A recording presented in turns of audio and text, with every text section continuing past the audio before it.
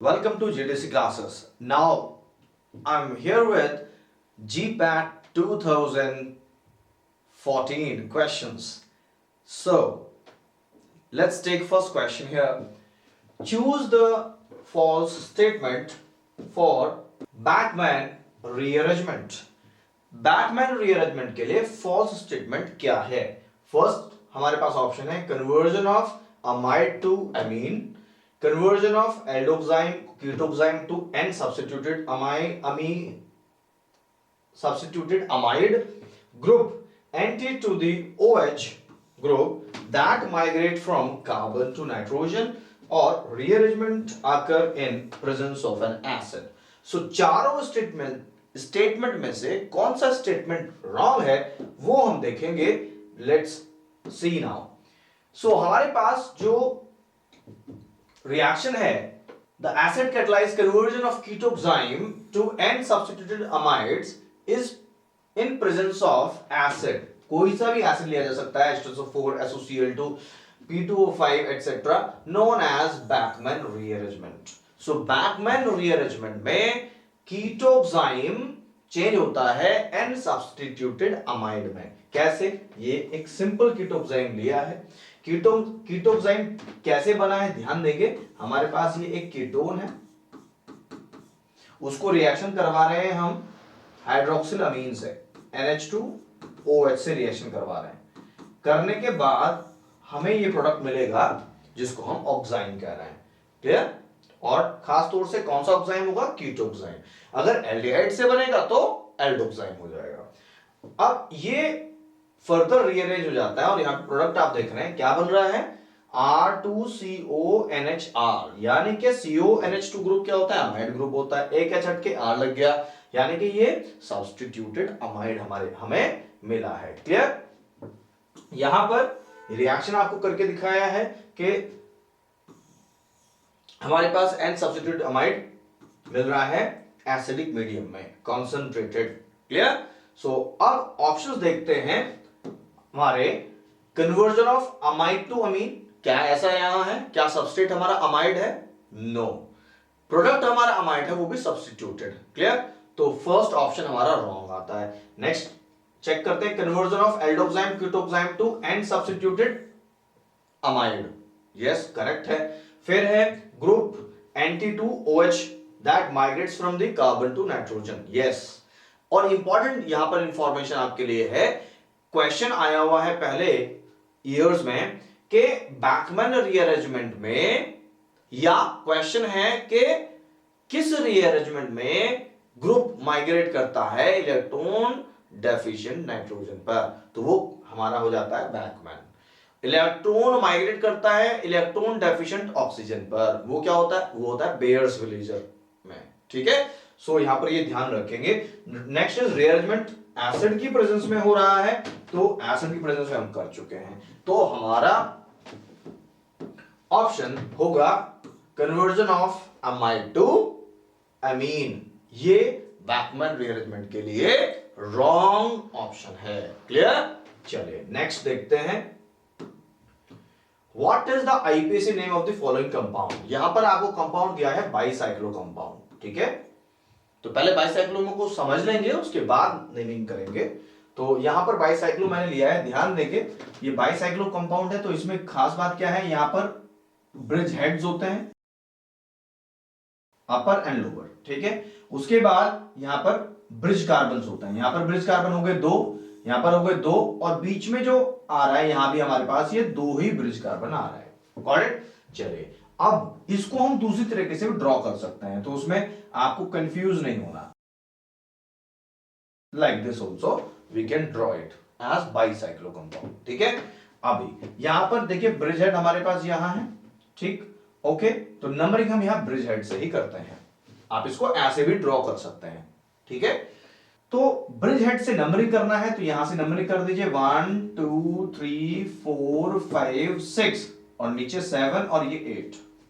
ठीक है? या 7 8 ऐसे कर दीजिए.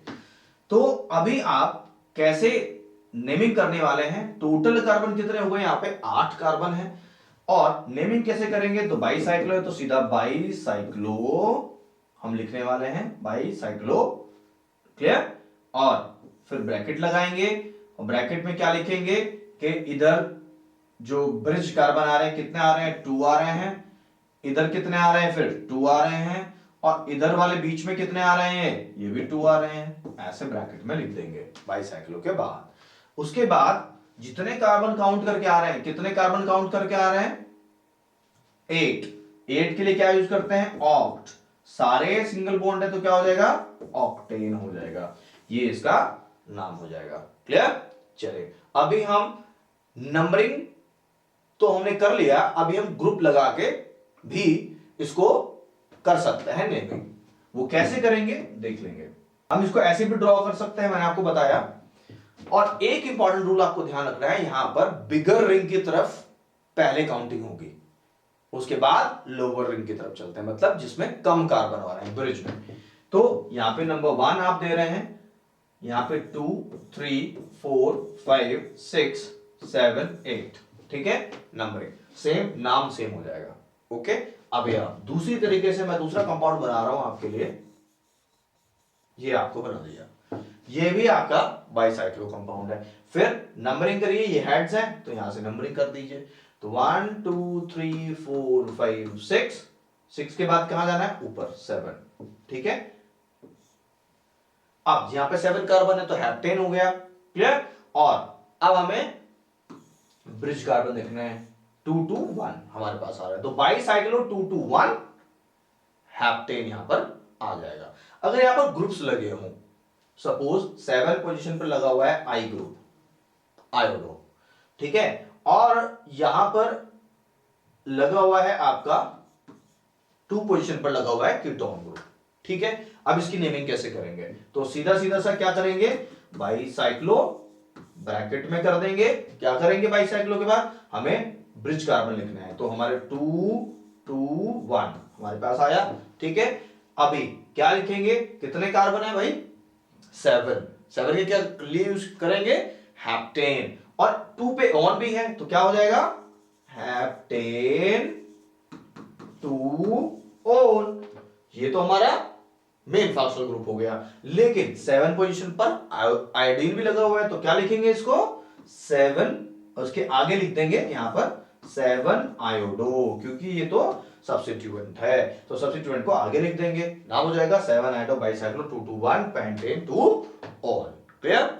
अब आप एक वेरिएशन और समझिए, अगर सपोज आपके पास ये आपका बाईसाइक्लो कंपाउंड है, और बाईसाइक्लो कंपाउंड में अभी आपके पास इधर तो लगा हुआ है कीटोन, और इधर लगा हुआ है आपका, यहां लगा हुआ है कार्बोक्सिलिक एसिड, ओके, और यहां लगा हुआ है Br, ये आपके पास कंपाउंड है। तो अभी इसकी नेमिंग कैसे करेंगे, ध्यान देंगे, ये तो ब्रिज हेड हुआ 1, ठीक है। अब आपके पास 2 ऑप्शन है, यानी कि आप इधर भी जा सकते हैं, उधर भी जा सकते हैं काउंटिंग में, इधर जाएंगे तो हमारे पास कीटोन ग्रुप आ रहा है, इधर जाएंगे तो कार्बोक्सिलिक ग्रुप आ रहा है, तो प्रेफरेंस देखते हैं किसको देंगे, वो देंगे कार्बोक्सिलिक ग्रुप को। चलिए इसको प्रेफरेंस दे दिया आपने, ठीक है। अभी काउंटिंग कैसे करेंगे हम, काउंटिंग ऐसे करेंगे अब, तो 1 2 3 4 5 6, ठीक है, 6 हो गए पूरे, और बचा 7 कर दीजिए, यहां पर ऊपर वाले कार्बन को 7 कर दीजिए। तो अभी सबसे पहले हम लिखने वाले हैं नाम, नाम क्या करेंगे, तो हो जाएगा बाईसाइक्लो, ब्रैकेट लगा दीजिए, क्या लिखेंगे, उधर ये 2 कार्बन है, इधर भी 2 है, ऊपर 1 कार्बन है ना, तो 2 2 1 ब्रैकेट बंद। चलिए अभी मेन फंक्शनल ग्रुप क्या है, तो क्या आएगा हमारे पास, हेप्ट, तो हेप्ट के लिए सिंगल बॉन्ड है सारे, तो हेप्टेन हो जाएगा, और कार्बोक्सिलिक ग्रुप है 2 पोजीशन पर, तो हम इसको ओइक नहीं लिखेंगे क्योंकि इसका कार्बन काउंट नहीं हुआ है, तो हेप्टेन के बाद क्या लिखेंगे, कार्बोक्सिलिक एसिड, और भाई कार्बोक्सिलिक एसिड कौन से कार्बन पे है, 2 पे, तो इसके आगे 2 भी लिखेंगे आप, तो हो गया बाईसाइक्लो 2 2 1 हेप्टेन 2 कार्बोक्सिलिक एसिड। अब सब्स्टिट्यूएंट देखिए, सब्स्टिट्यूएंट में 5 पर ब्रोमो लगा हुआ है और 6 पर ऑक्सो या कीटो ग्रुप लगा हुआ है। तो नेमिंग कैसे करेंगे, लिखेंगे सीधा सीधा सा 5 ब्रोमो अल्फाबेटिकल ऑर्डर में, 5 ब्रोमो और 6 ऑक्सो, क्या हो जाएगा डैश 6 ऑक्सो फिर डैश। ठीक है, तो कंप्लीट नाम क्या हो गया इस कंपाउंड का, 5 bromo 6 oxo bicyclo 221 heptane 2 carboxylic acid, इसका नाम हो जाएगा। Clear, okay. नेक्स्ट स्लाइड पर चलते हैं। पहले वेरीफाई करते हैं कि जो हमें कंपाउंड दिया था उसका नाम क्या है। बाइसाइक्लो 222 ऑक्टेन, क्योंकि 8 कार्बन इसमें आ रहे हैं, तो ये हमारा यहां इसका नाम हो जाएगा। नेक्स्ट पर चलते हैं। The conversion of acetamide to methylamine by the reaction Br2KOH is example, किसका एग्जाम्पल है, तो यहां पर सबस्ट्रेट क्या है, देखिए एसिटेमाइड है। एसिटेमाइड कैसा दिखता है, एसिटेमाइड दिखता है ऐसा। किसमें कन्वर्ट हो रहा है भाई, ये हो रहा है मिथाइल अमीन में, तो मिथाइल अमीन होता है दिखता है ऐसा, चेंज हो रहा है ना। Okay, bye the reaction Br2KOH के साथ में, Br2KOH के साथ में ये हो रहा है। ओके, तो ये कौन सी रिएक्शन है ये पहचानना है। तो आपको ऑप्शन दिया हुआ है कैनिजारो है, एस्टरिफिकेशन है, होफमान रिएक्शन है एंड ब्रोमोफॉर्म रिएक्शन है। तो पहले सबके बारे में समझ लेंगे थोड़ा थोड़ा सा, कैनिजारो में क्या है, एस्टरिफिकेशन में क्या है, होफमान में क्या है एंड ब्रोमोफॉर्म में क्या है। देखिए दिस इज कैनिजारो रिएक्शन। तो कैनिजारो रिएक्शन क्या होती है, दो एल्डिहाइड्स के बीच में होती है रिएक्शन जिनके पास अल्फा हाइड्रोजन नहीं है। तो फॉर्मल्डिहाइड दो मॉलिक्यूल के बीच में है, बेस कैटालाइज रिएक्शन, यहां पे प्रोडक्ट बनता है अल्कोहल एंड पोटेशियम फॉर्मेट, यानी कि पोटेशियम या अगर NaOH लेते हैं तो sodium salt of carboxylic acid मिलता है। अगर 2 बेंजल्डिहाइड के साथ करते हैं, यानी कि सबस्ट्रेट तो हमारा एसिटेमाइड नहीं है, क्या है यहाँ पे बेंजल्डिहाइड है, गॉट इट, तो कैनिजारो तो नहीं होगा। तो बेंजल्डिहाइड मिलकर दोनों क्या बना दिया, एक तो अल्कोहल बेंजाइल अल्कोहल बना दिया, एक सोडियम बेंजोएट बना दिया है। Clear, so it's about Cannizzaro. अब हैलोफॉर्म रिएक्शन देख लेते हैं। हैलोफॉर्म रिएक्शन है 3H2 प्लस NaOH के साथ में, यानी कि Br2 NaOH लोगे तो बनेगा ब्रोमोफॉर्म, I2NH लोगे तो बनेगा आयोडोफॉर्म, तो आयोडोफॉर्म रिएक्शन भी देते हैं, कहते हैं आयोडोफॉर्म टेस्ट भी कहते हैं। यहां पर सबस्ट्रेट क्या है, यहां पर हमारे पास सबस्ट्रेट होता है कीटोन, और खास तौर से कौन सा कीटोन होता है, वो होता है CH3CO ग्रुप जिसके पास होता है, ठीक है, जिसको कहते हैं एसिटाइल ग्रुप, जहां पर प्रेजेंट होता है वही हैलोफॉर्म रिएक्शन देता है। क्लियर, तो यहां भी सबस्ट्रेट हमारा जो है एसिटेमाइड नहीं है, गॉट इट। चलिए नेक्स्ट देखते हैं, हमारे पास जो है वो आपका है होफमान ब्रोमाइड, जिसको हम होफमान लिखा हुआ है ऑप्शन में, उसको हम होफमान ब्रोमाइड रिएक्शन कहते हैं, जहां पर क्या यूज होता है, Br2KOH यूज होता है, किसके साथ यूज होता है, अमाइड RCOONH2 से, और बनता क्या है भाई, RNH2 बनता है, जो हम कर चुके हैं। तो हमारा यहां ऑप्शन क्या होने वाला है ये आप समझ चुके हैं, एसिटेमाइड को Br2KOH के साथ रिएक्ट करा के होफमान ब्रोमाइड रिएक्शन होगी और यहां पे प्राइमरी अमीन हमें मिलती है। क्लियर। फोर्थ हमारा टाइप था एस्टरिफिकेशन। तो एस्टरिफिकेशन क्या होता है, सीधा सीधा एसिटिक एसिड या कोई कार्बोक्सिलिक एसिड को अल्कोहल के साथ एसिडिक कंडीशन में रिएक्ट कराते हैं तो हमारे एस्टर्स मिलते हैं एस्टरिफिकेशन में, ठीक है।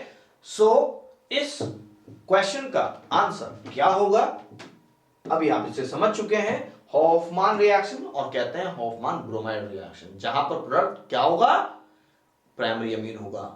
लाइक यहां पे बनाया हुआ है CH3NH2, किससे बनाया, एस्टेमाइड CH3CONH2 से। क्लियर। नेक्स्ट क्वेश्चन चलते हैं। E1CB, देखो E1CB क्या है, that is elimination reaction via conjugate base, इसको कहते हैं वाया कॉन्जुगेट बेस। तो बेस समझ लीजिए क्या है, which reaction intermediate will form, E1CB mechanism में कौन सा रिएक्शन इंटरमीडिएट बनता है, carbocation carbon positive charge, carbanion carbon पर negative charge, free radical carbon पे एक सिंगल इलेक्ट्रॉन, और ऑल या फिर सारे हैं।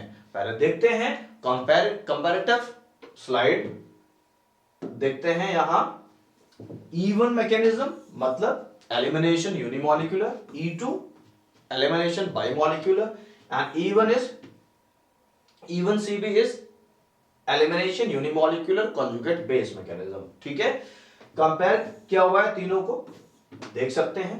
E1 में क्या होता है, E1 होता है जहां पर CLG लिखा होता है लीविंग ग्रुप। सो C और लिविंग ग्रुप, कार्बन और लिविंग ग्रुप का बॉन्ड ब्रेक होता है, CH बॉन्ड ब्रेक होता है और carbon carbon pi bond form होता है। ठीक है, यहां पर कुछ स्ट्रक्चर इस तरह से दिखाई देती है। तो यहां पर आप देख रहे हैं इस कार्बन पर जो लिविंग ग्रुप लगा हुआ है पॉजिटिव चार्ज आ चुका है, तो यानी कि यहां पर इंटरमीडिएट कौन सा है, कार्बोकैटायन है। किस मैकेनिज्म में, E1 में। क्लियर।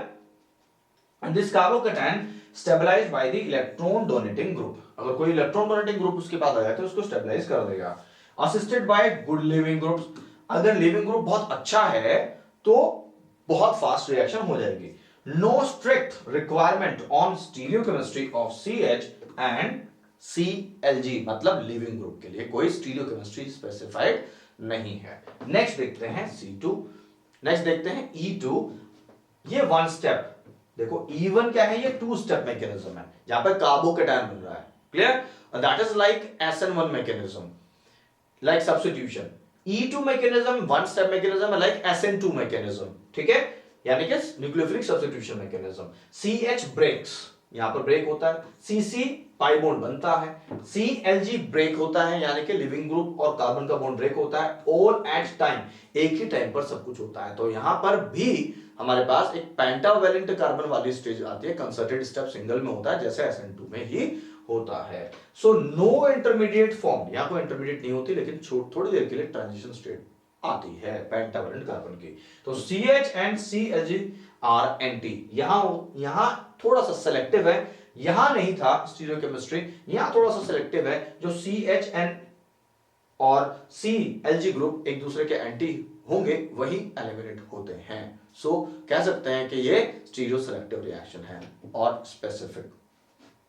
स्पेसिफिक होगी तो सिलेक्टिव होगी, सारी सिलेक्टिव स्पेसिफिक नहीं होती है। ठीक है, चलिए। E1 CB mechanism two step mechanism होता है, लाइक E1, और यहाँ पे CH बॉन्ड ब्रेक होता है, CLG ब्रेक होता है, CC पाई बॉन्ड बनता है। तो आप देखेंगे इस तरह का इंटरमीडिएट हमें यहाँ बन रहा है, और यहाँ पर इस कार्बन पर आप देख रहे हैं नेगेटिव चार्ज आ रहा है। ओके, इसका मतलब क्या है, यहाँ पर कार्बन आयन इंटरमीडिएट बन रहा है। अभी आप समझ चुके होंगे कि आपका ऑप्शन क्या है, carbon ion stabilised by electron withdrawing group. ठीक है, अब वहां क्योंकि वहां कार्बोकैटायन बना है तो वो तो इलेक्ट्रॉन कोई डोनेटिंग ग्रुप आएगा तो उसको स्टेबलाइज करेगा। यहां नेगेटिव चार्ज है तो इसको कौन स्टेबलाइज करेगा भाई, इलेक्ट्रॉन विथड्रॉइंग ग्रुप स्टेबलाइज करेगा, assisted by poor leaving group. Poor leaving group इसको असिस्ट कर देता है। No strict requirement on stereochemistry नहीं है। तो आपसे यहां एलिमिनेशन में किसी भी तरह से क्वेश्चन पूछा जा सकता है। आपसे यह बात पूछी जा सकती है कि कौन सा E1, E2 और E1 CB में से कौन सा मैकेनिज्म सिंगल स्टेप मैकेनिज्म है। दूसरा क्वेश्चन आपसे पूछा जा सकता है किसमें स्टीरियोकेमिस्ट्री रिक्वायर्ड है और मैंडेटरी है, किसमें रिक्वायर्ड है, E2 में। यानी कि स्टीरियो स्पेसिफिक रिएक्शन कौन सी है, कौन सा मैकेनिज्म स्टीरियो स्पेसिफिक है एलिमिनेशन का, E2 mechanism. So such questions may be asked from this table. Okay, चलिए नेक्स्ट देखते हैं। अभी हमारा ऑप्शन क्या हुआ, फिर कार्बेनायन हुआ। ठीक है, चलिए। Carboxylic acids and esters can be reduced to corresponding alcohols by the use of, देखो यहां पर कुछ रिएजेंट्स आपको दिए हुए हैं, LiAlH4 है, NaBH4 है, ZnHgHCl के साथ में है, SnHCl के साथ में। तो मैं सभी का यूज आपको बताते हुए चलूंगा। LiAlH4 एक बहुत स्ट्रॉन्ग रिड्यूसिंग एजेंट होता है। LiAlH4 बहुत अच्छा, बहुत पावरफुल रिड्यूसिंग एजेंट है। ये रिड्यूस कर देता है एल्डिहाइड को भी, कार्बोक्सिलिक एसिड्स को भी और एस्टर्स को भी, सभी को रिड्यूस कर देता है। क्लियर। लेकिन NaBH4 थोड़ा सा हल्का जो रिड्यूसिंग एजेंट है, जो एल्डिहाइड्स को रिड्यूस करके क्या बना देता है, अल्कोहल बना देता है। ZnHgHCl कहां यूज होता है, क्लीवेंसन रिडक्शन में यूज होता है। क्लियर, वहां पे क्या होता है, वहां पर CO बॉन्ड रिड्यूस हो जाता है मिथाइलिन ग्रुप में, CH2 में, और अल्केन हमें मिलता है। SnHCl कहां यूज होता है, ध्यान करिए, SnHCl हमें मिलता है जहां पर नाइट्रो कंपाउंड से अमीनो कंपाउंड बनाने हो। तो यानी कि एनिलीन हमें बनाना है किससे? नाइट्रोबेंजीन से। तो वहां पर SnHCl यूज होता है। इसके अलावा FeHCl भी यूज होता है। ठीक है, तो मैंने आपको यूज बता दिए हैं और अभी आपको क्लियर पिक्चर में है कि LiAlH4 यहां पर स्ट्रॉन्ग होने की वजह से ये क्या करेगा, ये कार्बोक्सिलिक एसिड और उसके एस्टर्स को रिड्यूस कर देता है। किसमें? अल्कोहल्स में। तो थोड़ा ज्यादा और जानते हैं LiLH4 के बारे में। स्ट्रॉन्ग रिड्यूसिंग एजेंट है ये, an excellent reagent for the reduction and hydrolysis of certain polar groups such as COCl, COOH, COC2H5, CHO, यानी कि एसाइल क्लोराइड, एसाइल हैलाइड्स के हाइड्रोलिसिस के लिए भी यूज होता है। क्लियर? और यहां पर इनको करके रिएक्शन करके क्या बनाता है? अल्कोहल भी बनाता है, कीटोन भी बनाता है, और यहां पर अल्कोहल बना रहा है हमारे पास।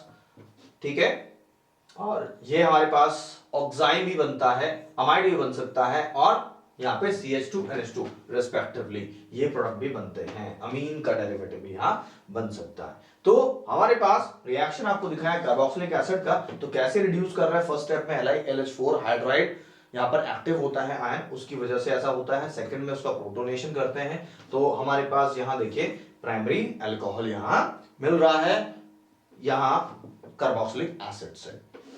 क्लियर? कार्बोक्सिलिक एसिड से अगर हमें अल्कोहल बनाना है तो NaBH4 नहीं यूज करेंगे, दो that NaBH4 is also a reducing agent, लेकिन वो इतना अच्छा नहीं है कि जो वो एसिड्स को रिड्यूस कर दे। Clear?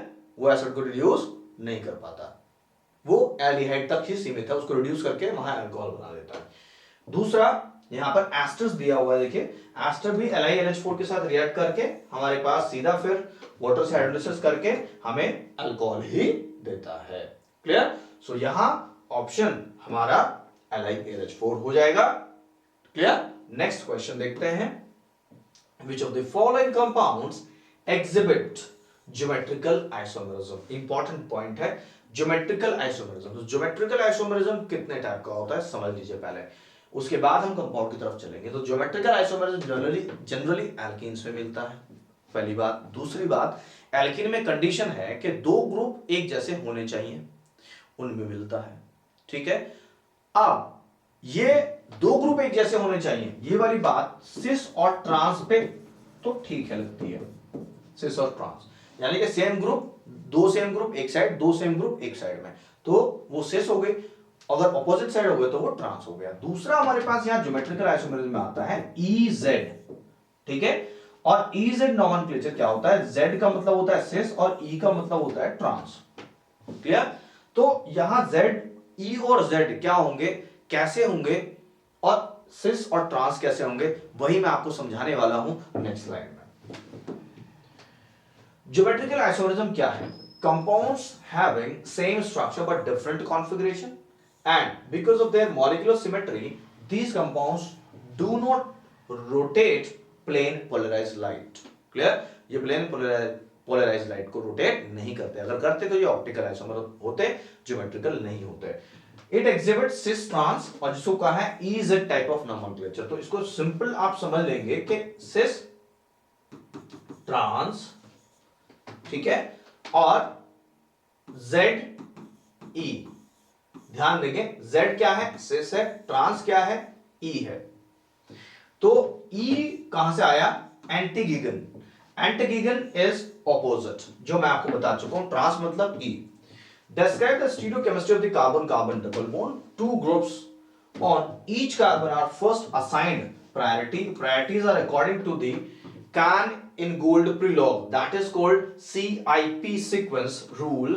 Two carbon are then compared. If the high priority groups are on each carbon are opposite side, then the double bond of the double bond, the bond has E geometry.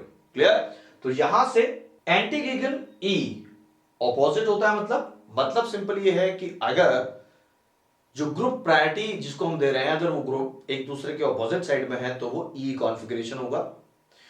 और दूसरा है zusammen. Zusammen is same side. Same side means like cis, E like trans. अगर priority वाले group same side में है तो Z opposite में है तो एंटीगीगन ई। ठीक है, अभी आगे समझेंगे कि हमारे ऑप्शंस में कैसे हम अप्लाई कर सकते हैं। देखो हमें दिया हुआ है 1 पेंटीन, तो पेंटीन 1 पेंटीन का स्ट्रक्चर आपके सामने है। Clear? So this is 1 pentene. तो 1 पेंटीन में क्या करेंगे, इसको नहीं देखेंगे, 1 पेंटीन सीधा सीधा हो जाएगा 1 2 3 4। सो 1 2 3 4 5 और ये हमारे पास 1 पेंटीन है। क्लियर? इसकी जगह पर आप इसको देखेंगे, ये 1 पेंटीन। 2 मिथाइल 2 पेंटीन हमारे पास ये हुआ 1 2 3 4 5। Okay, so this is 1 2, this is 2 methyl 2 pentene, 2 पे इन लगा हुआ है। क्लियर?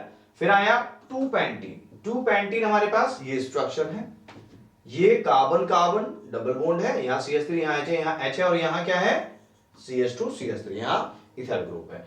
2 methyl 2 butene. सो 2 मिथाइल 2 ब्यूटीन हमें ऐसा दिखाई देगा 1 2 3 4। क्लियर? अब सबकी स्ट्रक्चर आपके सामने है। अब यहां पर हमें देखना है कि ज्योमेट्रिकल आइसोमेरिज्म जो मैं आपको बता चुका हूं सिस ट्रांस। अब देखिए सिस ट्रांस वाली कंडीशन तो कोई भी फॉलो नहीं कर रहा है। क्लियर? सिस ट्रांस वाली कंडीशन कोई भी फॉलो नहीं कर रहा है, क्योंकि देखो ये डबल बॉन्ड है, यहां तो एच एच है। ठीक है, तो ये दोनों सेम हो गए, लेकिन ध्यान देंगे इधर क्या हुआ है, इधर हमारे पास ये भी एच है और इधर ये बड़ा ग्रुप है इस तरह से। तो ये वाली कंडीशन तो होगी नहीं, क्योंकि दो ग्रुप सेम होने चाहिए। अब ये हमारे पास कार्बन कार्बन है।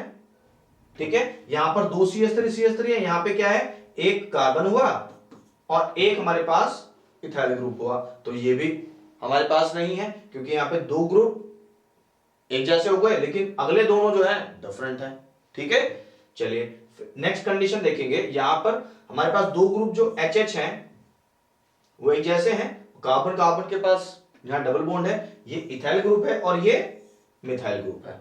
ठीक है, अब नेक्स्ट देखेंगे, यहां भी दोनों मिथाइल हैं, ये मिथाइल है और ये H है, तो यहां भी ये अप्लाई नहीं होगा। तो अब सिस ट्रांस तो अप्लाई नहीं हो रहा है, लेकिन अभी हम EZ यहां पर अप्लाई कर सकते हैं। क्लियर? तो कैसे करेंगे, ध्यान देंगे, ज्योमेट्रिकल आइसोमेरिज्म ये भी एग्जिबिट नहीं कर रहा, ये भी एग्जिबिट नहीं कर रहा, ये एग्जिबिट हमारा करेगा EZ ज्योमेट्रिक आइसोमेरिज्म। ठीक है, ये भी नहीं करेगा। कैसे करेगा समझ लेंगे, ये हमारे पास है। ठीक है, ड्रॉ करते हैं इसको, एक तरफ C2H5 है इधर और इधर H है हमारे पास। ठीक है, चलिए अभी हमें यहां पर प्रायोरिटी ऑर्डर कैसे डिसाइड करते हैं, एटॉमिक नंबर से डिसाइड करते हैं। तो अब देखेंगे यहां पर इन दोनों ग्रुप में हम किसको प्रायोरिटी देंगे, ये दोनों ग्रुप है, तो जिसका एटॉमिक नंबर ज्यादा होगा।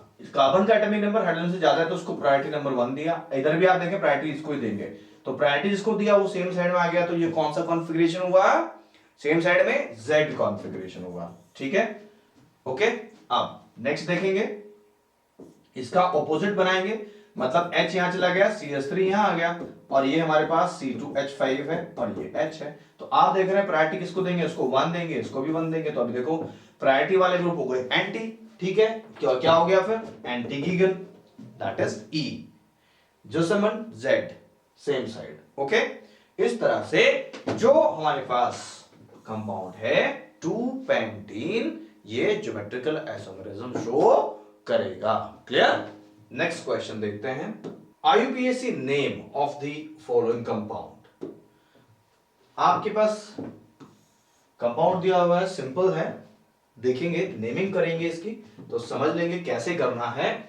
इसको आप कैसे लिख सकते हो, इसको आप लिखेंगे CH2Cl CH2CH और देखो 2 CH3 लगे हुए हैं, तो आप इसको ऐसे लिखेंगे, कंफ्यूज नहीं होना। तो नंबरिंग Cl सब्स्टिट्यूएंट साइड से कर देंगे 1 2 3 4। ठीक है, अभी आप 3 पे CH3 लगा हुआ है, तो 3 पे क्या हुआ, मिथाइल हुआ। ओके, अब 1 पे क्या है भाई, क्लोरो, तो क्लोरो अल्फाबेटिकल से तो पहले आएगा नंबरिंग में, तो 1 क्लोरो हो जाएगा, 1 क्लोरो 3 मिथाइल और कितने कार्बन हैं, 4, क्या नाम हो जाएगा, ब्यूटेन। ओके, ये हमारा इसका नाम हो गया। Got it? अभी कुछ और सब्स्टिट्यूएंट भी लगाकर आप देख सकते हैं, वहां से भी नंबरिंग कर सकते हैं। अगर आप यहां पे Br लगा दोगे तो फिर से नंबरिंग थोड़ा चेंज हो जाएगा, ये एक हाइड्रोजन कम कर दीजिए यहाँ पे, ठीक है। अभी हम क्या करेंगे, 1 क्लोरो कहेंगे, 2 ब्रोमो कहेंगे। सीक्वेंस जब करेंगे अल्फाबेटिकल ऑर्डर में क्या करेंगे, 2 ब्रोमो 1 क्लोरो 3 मिथाइल, क्या हो गया, ब्यूटेन हो जाएगा। इस तरह से आप चेंज करके कर सकते हैं। तो ऑप्शन क्या होने वाला है, 1 क्लोरो 3 मिथाइल। तो हमारे पास 1 क्लोरो 3 मिथाइल ब्यूटेन हमारा आंसर होगा, बी ऑप्शन। नेक्स्ट क्वेश्चन देखते हैं, विच of the following circled hydrogen is most acidic. अभी आप ध्यान देंगे कि एसिडिक कार्बन कौन सा होगा, और एसिडिक हाइड्रोजन जो उस पे लगा होगा वो एसिडिक हाइड्रोजन होगा। कैसे होता है देखिए, यहां पर ये एल्डिहाइड ग्रुप है, एल्डिहाइड CO ग्रुप जो है, यहां पे देख लेंगे आप, CO ग्रुप हमारे पास इलेक्ट्रॉन विड्रॉइंग ग्रुप होता है। इसके जो नेक्स्ट कार्बन होता है उसको अल्फा कार्बन होता है, तो वो ज्यादा एसिडिक होता है। तो ये वाला कार्बन एसिडिक है, यहां पे ये वाला कार्बन भी एसिडिक है। अब यहां पर 2 कीटोन ग्रुप लगे हुए हैं देखिए, और उसके बीच में CH2 ग्रुप है, यहां पर यहां भी 2 कार्बोनिल ग्रुप लगे हुए हैं, और यहां बीच में भी CH2 ग्रुप है, ठीक है। समझेंगे इसको, यहां पर क्या होगा, यहां भी ये अल्फा कार्बन है, ये भी अल्फा कार्बन है, और आप देखेंगे तो इधर से देखेंगे तो ये भी अल्फा है, इधर से देखेंगे तो ये भी, मतलब इधर से भी देखो ये भी अल्फा पड़ जाएगा।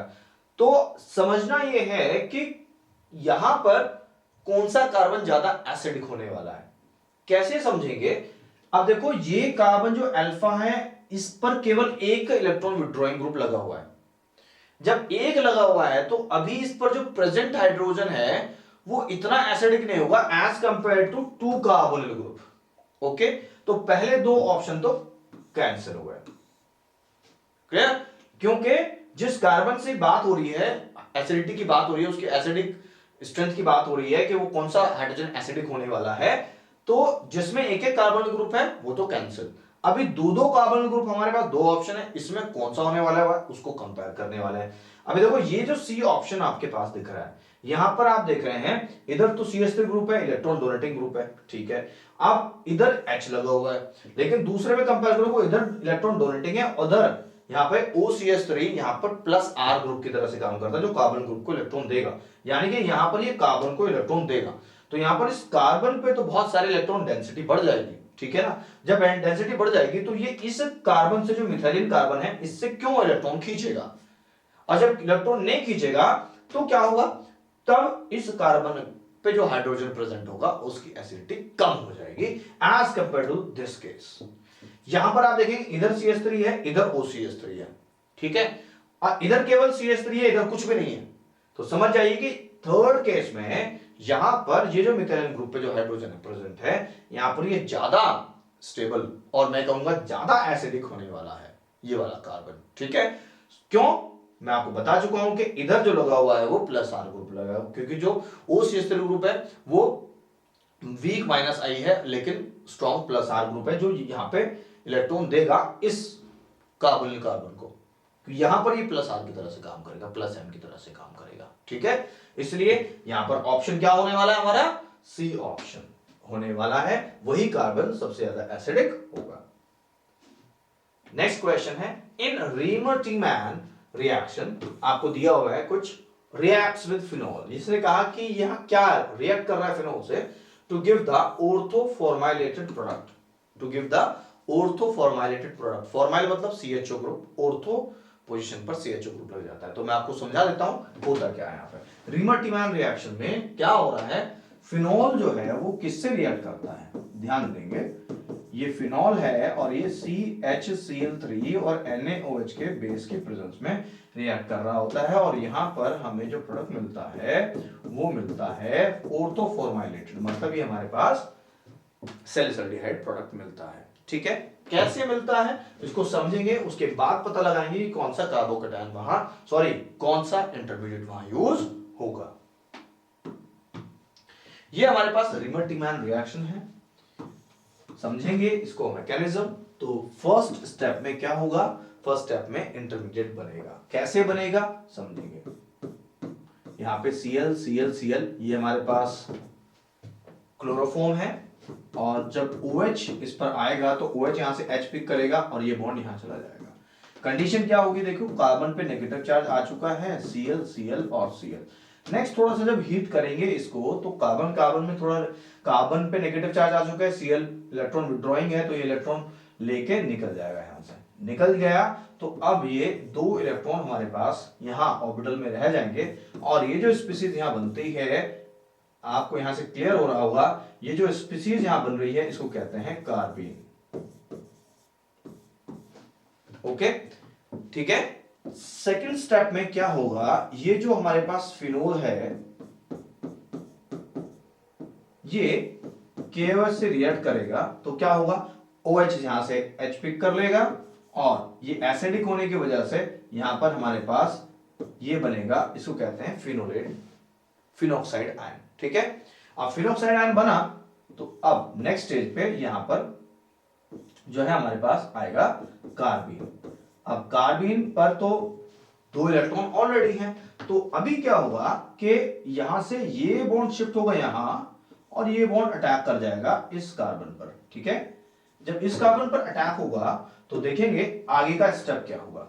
अभी हमारे पास देखिए यहां पर ये तो कार्बन कार्बन कार्बन ऑक्सीजन का डबल बॉन्ड हो गया।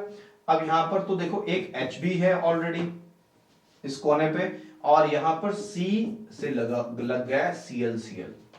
ठीक है, तो समझेंगे क्योंकि Cl कार्बन पर जो 2 इलेक्ट्रॉन ऑलरेडी थे ऑर्बिटल में वे तो वहीं के वहीं हैं। ठीक है, और ये इलेक्ट्रॉन डेफिशिएंट स्पीसीज होती है कार्बन। कैसे समझोगे, यहां से समझ सकते हैं आप, क्योंकि अभी इसके ऑक्टेट में कितने इलेक्ट्रॉन दिखाई दे रहे हैं आपको, देखो 2 2 4 2 6 ही तो दिखाई दे रहे हैं। तो ये क्या जो कार्बन है किसकी तरह से काम कर रही है, लुईस एसिड की तरह से काम कर रही है। तो अभी जब इस पर अटैक हुआ है तो जैसे अटैक होगा तो ये तो 2 इलेक्ट्रॉन ऑलरेडी थे ऑर्बिटल में, ये तो एज सच है, तो यहां पर बॉन्डिंग इसकी कंप्लीट कर देंगे।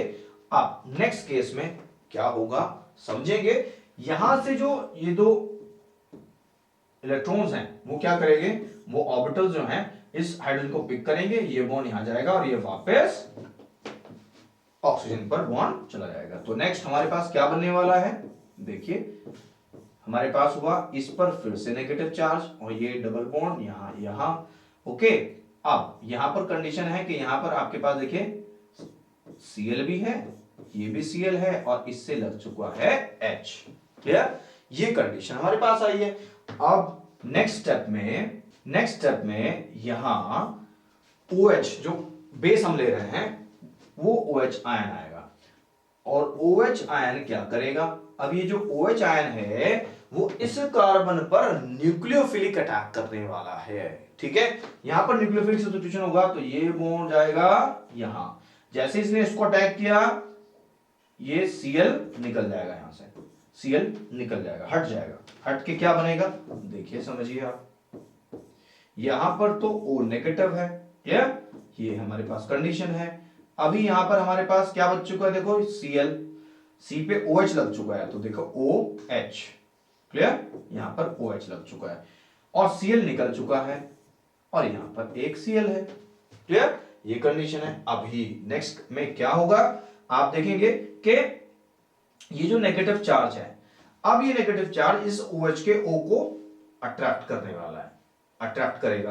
कैसे करेगा भाई, ये इस पर अटैक कर जाएगा और ये बॉन्ड यहां शिफ्ट हो जाएगा और ये Cl फिर से निकल जाएगा, निकलेगा तो प्रोडक्ट क्या बनेगा समझ जाइए, ये तो हो गया OH और यहां पर ये क्या हुआ, आप देखें कार्बन और ऑक्सीजन का तो डबल बॉन्ड हो गया और कार्बन ऑक्सीजन का डबल बॉन्ड हो गया और एक H ऑलरेडी जो था वो हमने डिस्प्ले नहीं किया, अब उसको डिस्प्ले कर दीजिए तो ये बन गया CHO। तो क्या हुआ, ऑर्थो पर फॉर्माइल ग्रुप लग गया यानी कि CHO ग्रुप लग गया और ये हमारे क्या बन गया, यहाँ पे सैलिसल्डिहाइड बन गया। Got it, clear. अभी आप समझ चुके होंगे कि यहां पर कौन सा इंटरमीडिएट बन रहा है, वो इंटरमीडिएट किस तरह से बिहेव करेगा, वो इंटरमीडिएट इलेक्ट्रोफाइल की तरह से बिहेव करेगा। तो ये किस तरह का रिएक्शन हो गया, ये हुआ किस तरह की रिएक्शन हुई, इलेक्ट्रोफिलिक सब्स्टिट्यूशन हुआ। ठीक है, क्लियर। तो कार्बीन यहां पर हमारा आंसर इस क्वेश्चन का हो गया।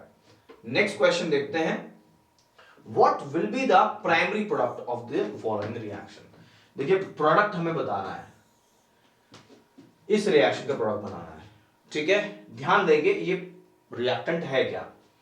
यहां पर CH3 ग्रुप लगा हुआ है डबल बॉन्ड के साइड में, ये एलिसाइक्लिक ग्रुप है और यहां पर इसको रिएक्शन करवा रहे हैं HCl के साथ। तो पहले समझेंगे कि रिएक्शन कैसे हो रही है।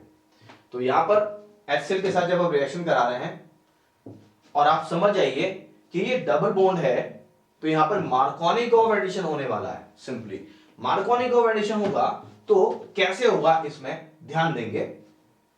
यहां पर अब इधर तो CH3 ग्रुप लगा हुआ है, तो यहां से तो भाई इलेक्ट्रॉन जा रहे हैं इसके पास, तो यहां इलेक्ट्रॉन डेंसिटी ज्यादा हो रही है, तो ये बॉन्ड शिफ्ट हो जाएगा यहां, और ये किसको पिक करेगा, इस हाइड्रोजन को, और यहां से ये Cl का बॉन्ड टूट जाएगा और Cl पे आ जाएगा। तो अभी सिचुएशन क्या हुई, सिचुएशन हमारे पास आई है कि यहां से जब इलेक्ट्रॉन इधर जा रहा है तो ये तो यहां पे तो लग गया H, देखिए इस कोने पे तो लग गया H, Cl नेगेटिव निकल चुका, लेकिन इस वाले कार्बन पर आ गया पॉजिटिव चार्ज, और यहां पे क्या लगा हुआ है, CH3 भी लगा हुआ है, क्लियर, प्लस काउंटर आयन मिला, नेगेटिव चार्ज न्यूक्लियोफाइल। अभी न्यूक्लियोफाइल कहां अटैक करेगा भाई, ये इस कार्बोकेटायन पर अटैक करने वाला है, तो अभी ये इस पर अटैक करेगा, तो नेक्स्ट प्रोडक्ट हमारे पास क्या बन जाएगा, समझ लीजिए। यहां पर ऑलरेडी CH3 था, यहां पे Cl लगा और यहां पे H लग गया, ये हमारा प्रोडक्ट हुआ। सिंपली आप इसको ऐसे लिख सकते हो, लाइक दिस, आप इसको लिख सकते हो, ठीक है। अभी मार्कोनी-कोव एडिशन क्या कहता है भाई, मार्कोनी-कोव एडिशन कहता है कि डबल बॉन्ड के दोनों तरफ उस कार्बन पर इलेक्ट्रोनेगेटिव पार्ट जुड़ेगा जिस कार्बन पर लेसर नंबर ऑफ हाइड्रोजन होंगे, clear. So the electronegative part will get attached with that carbon of olefin which is more substituted or which is having lesser number of hydrogen, clear। चलिए तो option क्या होने वाला है, the first option is the correct option, यहां पर हमारा आएगा, क्लियर, क्योंकि यहां पर हमारा H लग चुका है, ये हमारा ऑप्शन होगा। नेक्स्ट क्वेश्चन देखते हैं, when glucose reacts with bromine water the main product is, ध्यान देंगे ग्लूकोज एल्डिहाइड ग्रुप है, ब्रोमीन वाटर कैसा काम करता है, वो ऑक्सीडाइजिंग एजेंट की तरह से काम करता है, माइल्ड ऑक्सीडाइजिंग एजेंट है, क्लियर। कौन सा कंपाउंड बनेगा, ग्लूकैरिक एसिड बनेगा, ग्लूकोरोनिक एसिड बनेगा, सॉर्बिटॉल बनेगा या ग्लूकोनिक एसिड बनेगा। तो देखते हैं रिएक्शन अलग अलग कंडीशन में, अलग अलग ऑक्सीडाइजिंग एजेंट की कंडीशन में ग्लूकोज अलग अलग प्रोडक्ट देता है। So let's see the chemistry of glucose और इट्स ऑक्सीडेशन। सो सबसे पहले यहां से चलते हैं, ये ग्लूकोज हमारे पास है, सीधा सीधा एल्डिहाइड ग्रुप के साथ में ब्रोमीन वाटर के साथ करते हैं रिएक्शन। तो ध्यान देंगे जो ये हमारा अल्कोहल ग्रुप है इसको तो कुछ नहीं होगा, लेकिन जो एल्डिहाइड वाला ग्रुप है वो हमारा ऑक्सीडाइज हो जाता है COOH में, क्योंकि ये हल्का ऑक्सीडाइजिंग एजेंट है। चलिए अगर कॉन्सेंट्रेटेड HNO3 यूज होगा तो ये CHO as well as CH2OH primary alcohol group को और एल्डिहाइड को दोनों को ऑक्सीडाइज कर देगा, किसमें, COH ग्रुप में। क्लियर हो गई बात। इसका मतलब Br2 वाटर के साथ कर रहे हैं तो हमारे पास ग्लूकोनिक एसिड बन रहा है। ध्यान देंगे यही हमारा क्वेश्चन है, क्या बनेगा Br2 वाटर के साथ में। लेकिन मैंने अगली प्रोबेबिलिटी भी आपको बता दी कि ग्लूकोज से यही पूछा जा सकता है कि कॉन्सेंट्रेटेड HNO3 के साथ क्या प्रोडक्ट बन रहा है, तो वहां पर बनता है आपका ग्लूकैरिक एसिड और इसको कहते हैं सैकरिक एसिड, ठीक है। चलिए नेक्स्ट देखते हैं, हमारे पास ये ग्लूकोज है, उसके बाद हाइड्रोजन और कोई कैटलिस्ट हम यूज कर रहे हैं, तो आप देखेंगे यहां बनेगा हमारे पास सॉर्बिटॉल। सॉर्बिटॉल का मतलब क्या होगा, सीधा सीधा जो CHO ग्रुप है उसका क्या हो जाएगा, रिडक्शन हो जाएगा। रिडक्शन होके क्या होगा, ये भी प्राइमरी अल्कोहल में चेंज हो जाएगा। तो सॉर्बिटॉल क्या होगा, जिसमें CH2OH ग्रुप बनेगा, CHO हट के CHO का कन्वर्जन हो जाएगा, यानी कि CHO का क्या हुआ यहां पे, रिडक्शन हो जाएगा, ठीक है। नेक्स्ट हमारे पास है oxidation to uronic acid. Important part है क्योंकि यहां जो आप देख रहे हैं वो बनेगा ग्लूकुरोनिक एसिड। तो ग्लूकुरोनिक एसिड बनेगा किस कंडीशन में बनेगा, यहां भी ऑक्सीडाइजिंग एजेंट होगा और यहां पे एंजाइम कैटलाइज्ड ऑक्सीडेशन होता है, और यहां पर जो ग्लूकोज है वो देखिए एल्डिहाइड ग्रुप तो सेम का सेम है, लेकिन जो CH2OH है वही केवल सेलेक्टिवली ऑक्सीडाइज होता है। तो अभी आप ग्लूकोज में की ऑक्सीडेशन केमिस्ट्री समझ गए हैं कि यहां पर कैसे कैसे प्रोडक्ट मिल रहे हैं। तो ध्यान देंगे, अगर फर्स्ट CHO ग्रुप COH में आ रहा है तो ग्लूकोनिक एसिड, जो लास्ट प्राइमरी अल्कोहल है और एल्डिहाइड ग्रुप दोनों ऑक्सीडाइज हो रहे हैं स्ट्रॉन्ग ऑक्सीडाइजिंग एजेंट की प्रेजेंस में, बनेगा सैकरिक एसिड और ग्लूकारिक एसिड। और अगर सीधा सीधा रिडक्शन करा दे तो रिडक्शन तो यहां होने के लिए केवल एल्डिहाइड ही है, उसका करके तो सॉर्बिटॉल बन गया। अब एंजाइम कैटालाइज करेंगे तो वहां पर हमें बन रहा है uronic acid, that is glucuronic acid, और यहां हमें बनेगा किससे, एंजाइम कैटालाइज ऑक्सीडेशन से। तो किसी भी तरह से क्वेश्चन आपसे पूछा जा सकता है on the oxidation of glucose और ऑन मोनोसैकेराइड्स। ठीक है, चलिए तो यहां पर ऑप्शन क्या हुआ हमारा, यहां पर ग्लूकोनिक एसिड क्या ऑप्शन हुआ। ओके, चलिए नेक्स्ट देखते हैं, which sugar is suitable for diabetic patient. तो डायबिटिक पेशेंट के लिए कौन सी शुगर यहां पर सुटेबल है, आपको दिया हुआ है fructose, lactose, mannitol and sucralose. तो पहले देख लेते हैं ये होते क्या हैं, उसके बाद मैं आपको बताऊंगा। देखिए दिस इज फ्रक्टोज। फ्रक्टोज में ग्लूकोज में थोड़ा ही अंतर है, दे आर फंक्शनल आइसोमर्स, दोनों में फंक्शनल ग्रुप अलग अलग होते हैं, फॉर्मूला सेम होता है। यहां पर सेकंड कार्बन पर कीटोनिक ग्रुप होता है फ्रक्टोज में, ग्लूकोज में फर्स्ट कार्बन पर एल्डिहाइड ग्रुप होता है। चलिए गैलेक्टोज एंड ग्लूकोज दोनों मिलके क्या बनाते हैं, लैक्टोज, मतलब लैक्टोज क्या हुआ, एक डाइसैकेराइड हुआ। ठीक है, चलिए नेक्स्ट इज हमारे पास आता है मैनिटोल। सो मैनिटोल क्या है, CH2OH CH2OH, नीचे भी CH2OH ऊपर भी CH2OH, तो यहां ये हमारे पास मैनिटोल होता है। क्लियर, उसके बाद सुक्रालोज, ध्यान देंगे सुक्रोज नहीं सुक्रालोज। सुक्रोज किससे बनता है, ग्लूकोज एंड फ्रक्टोज से। सुक्रालोज क्या है, सुक्रालोज सुक्रोज का ही डेरिवेटिव है। क्लियर, कैसा डेरिवेटिव है, वो ट्राइक्लोरो सब्स्टिट्यूटेड डेरिवेटिव है। Trichloro derivative of sucrose is sucralose, और ये एक आर्टिफिशियल स्वीटनर होता है जो मेटाबोलाइज नहीं होता और एनर्जी ऐड नहीं करता और शुगर नहीं बढ़ाता। ठीक है, तो अभी इस डिस्कशन से आपको आपके आंसर मिल गया होगा, क्या मिलेगा, सुटेबल क्या है हमारा, सुक्रालोज है। ठीक है, चलिए नेक्स्ट क्वेश्चन देखते हैं, match the following. Yes, important आपके पास होने वाला है, जिप्सम सॉल्ट को मैच करना है इधर किसी से, Epsom salt, alum and green vitriol. So सबको मैच करना है राइट साइड में। तो देख लेते हैं पहले, सबसे पहले जिप्सम सॉल्ट क्या होता है। जिप्सम, ये जिप्सम वही है जिससे क्या बनाया जाता है, POP प्लास्टर ऑफ पेरिस बनाया जाता है। ठीक है, POP प्लास्टर ऑफ पेरिस। तो फॉर्मूला होता है यहां पर CaSO4 2H2O जिप्सम का। लेकिन POP का क्या फॉर्मूला होता है, जब हम इसको हीट करते हैं ना तो बस फॉर्मूला तो सीधा सीधा सा CaSO4 होता है, लेकिन इसके साथ क्या होता है, हाफ H2O होता है, बस 1.5 H2O निकल जाता है। तो अब ये जो होता है इसको हम POP कहते हैं। चलिए इप्सम सॉल्ट, इप्सम सॉल्ट क्या होगा, चारों ऑप्शन है। इप्सम सॉल्ट होता है हमारे पास यहां MgSO4 7H2O। एलम क्या होता है, एलम हमारे पास है this is potassium aluminium sulphate. ठीक है, ये होता है K2SO4 Al2SO4 whole thrice 12H2O। Green vitriol that is green colour में होता है आपका FeSO4 7H2O। तो यहां पर आपको हाइड्रेटेड सॉल्ट्स दिए हुए हैं एक्चुअली, और इनके नाम आपको मैच करने थे। तो समझ जाइए ऑप्शन क्या होगा। तो हमने किया है P को हमने 3 से मैच किया है, तो हमारे पास आया P3। उसके बाद Q को 4 से मैच करा है, Q को हमने 4 से मैच करा है, R को हमने मैच किया है 1 से, R मैच किया 1 से, S को मैच करा है हमने 2 से। चलिए ऑप्शन सर्च कर लीजिए, P3 यहां है, दिस ऑप्शन हमारा करेक्ट होने वाला है, P3 Q4 R1 S2। Clear, चलिए नेक्स्ट क्वेश्चन देखते हैं, Which of the following alkyl halides would undergo SN2 reaction faster, more rapidly? आपको दिया हुआ है bromo ethane, chloro ethane, iodo ethane, fluoro ethane.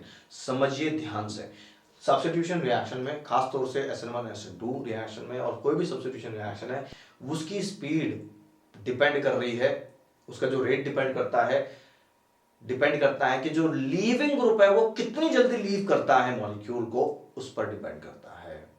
अब उसका लीविंग किस पर डिपेंड करता है?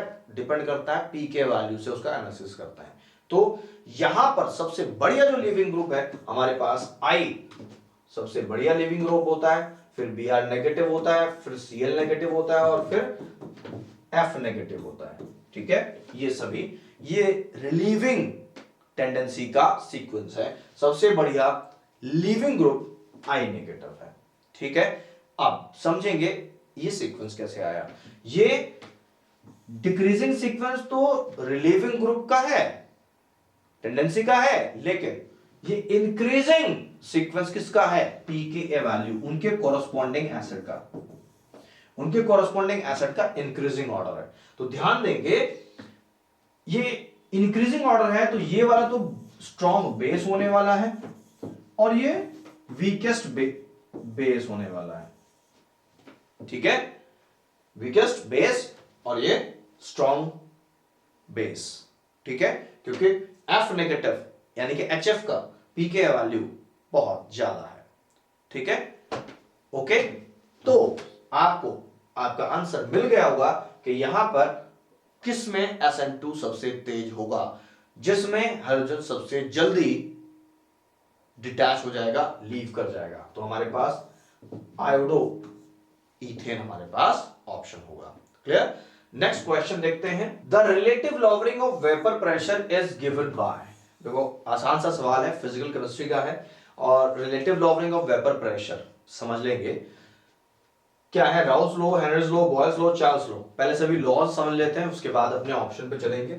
चलिए, राउस लॉ क्या कहता है? राउस लॉ कहता है states vapour pressure of solvent above solution is equal to the vapour pressure of pure solvent at the same temperature. Clear? ये कहता है कि सिंपली यहां इस स्टेटमेंट में अगर हमारे पास सॉल्यूशन नॉन वोलेटाइल सॉल्यूट का है तो वहां पर सॉल्यूशन का जो वेपर प्रेशर बनेगा वो एग्जैक्टली सॉल्वेंट के वेपर प्रेशर के बराबर होगा, ये बता रहा है। ठीक है, चलिए नेक्स्ट क्या कहता है? नेक्स्ट कहता है relative lowering of vapour pressure of solution containing non volatile solute is equal to the mole fraction of solute in the solution. इसको आप समझेंगे कि relative lowering of vapour pressure कैसे आया। ध्यान देंगे, ये हमारे पास दो बीकर है, यहां पर प्योर वाटर लिया है। ठीक है, ये प्योर वाटर है, यहां पर वाटर के साथ में ना हमने ग्लूकोज भी लिया है, यहां पर हमने ग्लूकोज भी लिया है।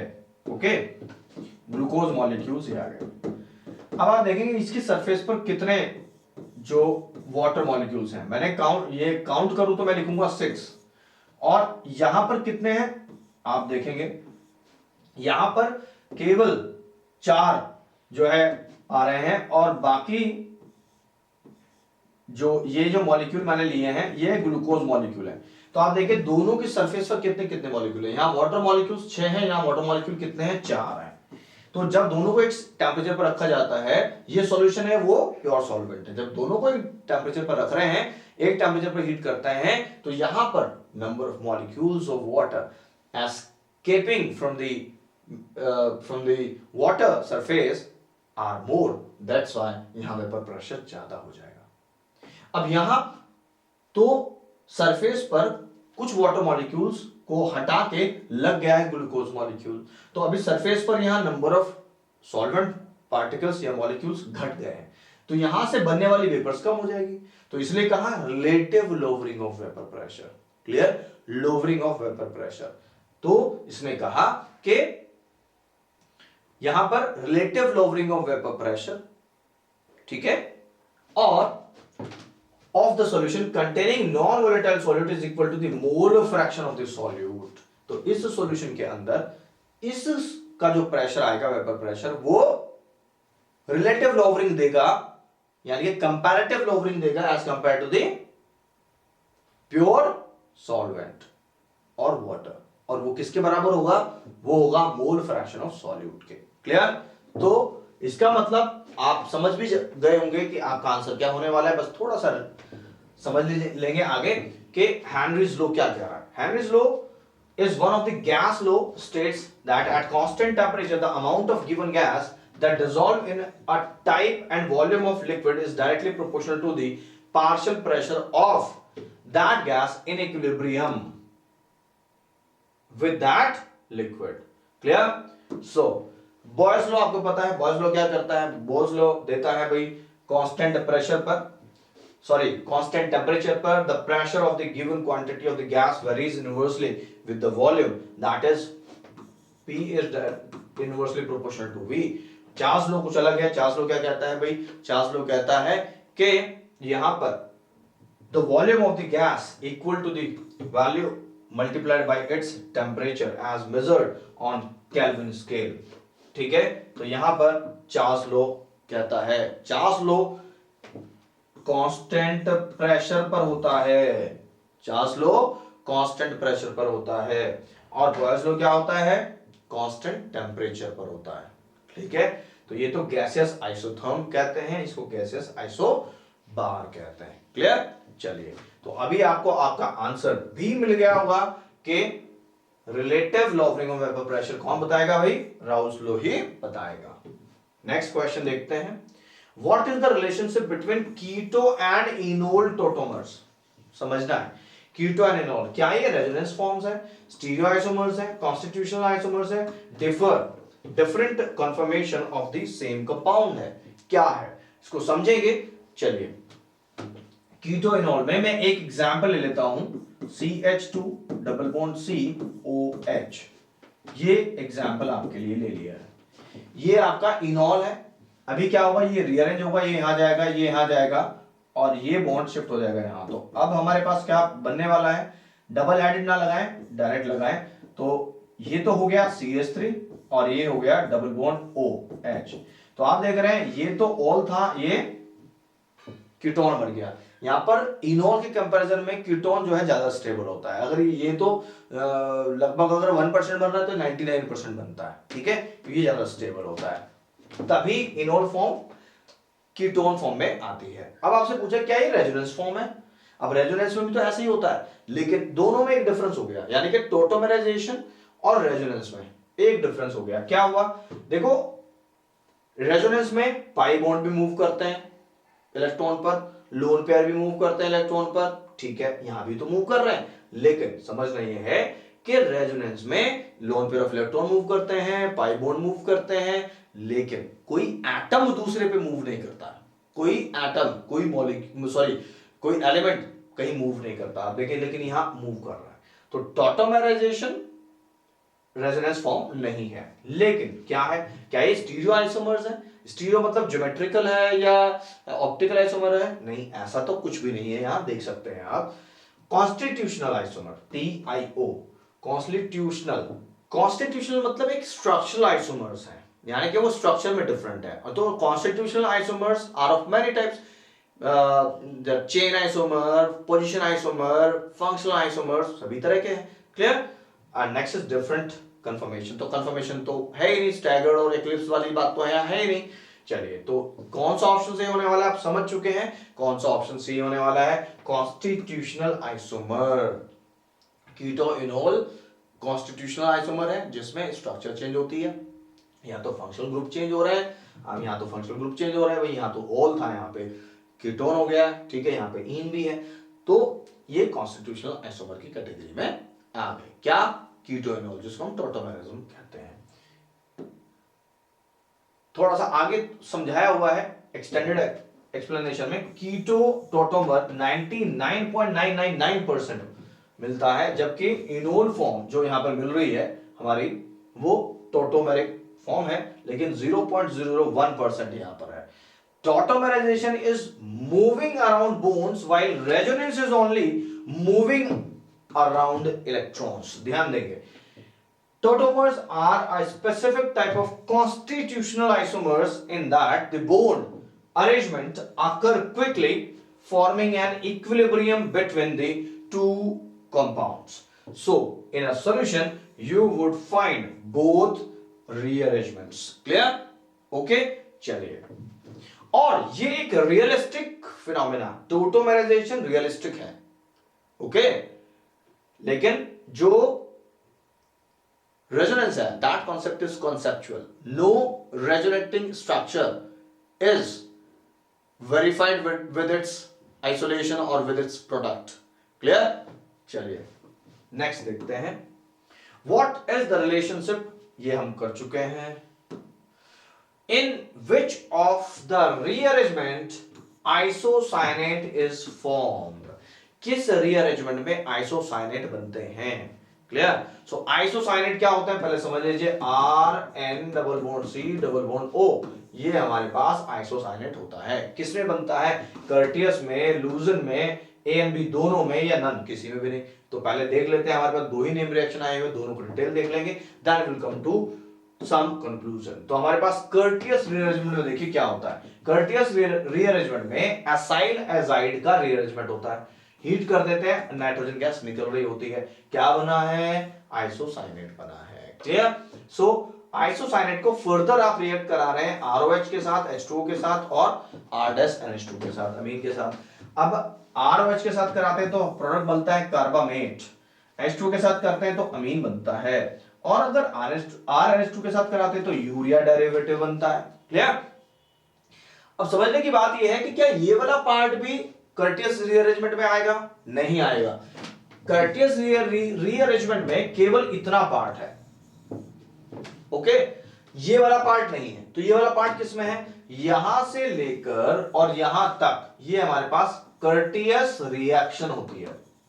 ध्यान देंगे, ये कर्टियस रिएक्शन होती है. क्लियर? अब देखते हैं लूजन रीअरेंजमेंट में.